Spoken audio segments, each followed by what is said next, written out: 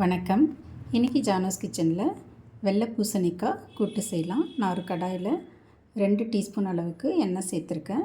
அதில் கொஞ்சமாக கடுகு போட்டுக்கிறேன். கடுகு பொரியட்டும். கொஞ்சம் உளுத்தம்பருப்பு, கொஞ்சம் சீரகம் போட்டு இதெல்லாம் செவந்து வந்த பிறகு சின்ன சைஸ் வெங்காயத்தை பொடியாக நறுக்கி வச்சுருந்தேன், அதையும் சேர்த்துக்கிறேன். கொஞ்சம் கருவேப்பிலை, அதே மாதிரி ஒரு சின்ன சைஸ் தக்காளி, 2 பச்சை மிளகாய் இதெல்லாம் கட் பண்ணி போட்டுக்கிறேன். போட்டுட்டு ஒரு 2 நிமிஷம் வதக்கி விட்டுக்கிறேன்.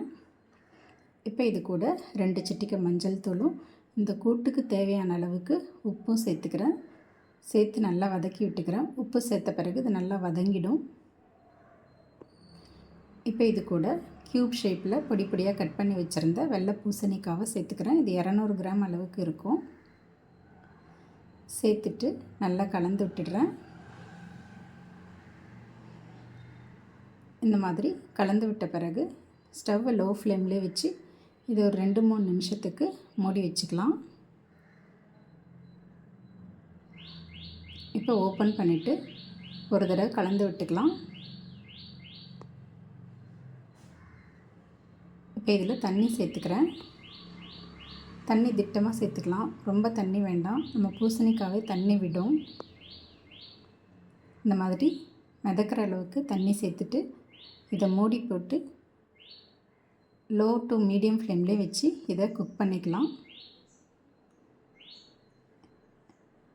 இப்போ பூசணிக்காய் நல்லா வெந்துருச்சு. இந்த நேரத்தில் இதில் நான் வேக வச்சு வச்சுருந்த பச்சைப்பயிறு ஒரு 4 டேபிள் ஸ்பூன் அளவுக்கு தான் இருக்கும், அதை சேர்த்துக்கிறேன். சேர்த்து நல்லா கலந்து விட்டுடுறேன்.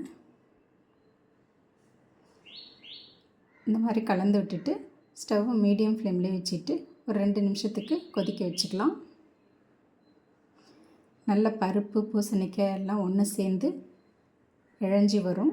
இப்போ இது கூட துருவின தேங்காய் 1 டேபிள் ஸ்பூன் அளவுக்கும் கொஞ்சமாக கொத்தமல்லி தழையும் சேர்த்துக்கிறேன். அவ்வளோதாங்க, ஒரு ஈஸியாக செய்யக்கூடிய ஒரு பூசணிக்காய் கூட்டு ரெடி ஆகிடுச்சு. இது ரொம்ப டேஸ்ட்டாக இருக்கும். ஸ்டவ் ஆஃப் பண்ணிடலாம். வெயில் நாளில் இந்த மாதிரி நீர் காய்கறிகள்லாம் எடுத்துக்கிறது ரொம்ப நல்லது. தேங்க்ஸ் ஃபார் வாட்சிங்.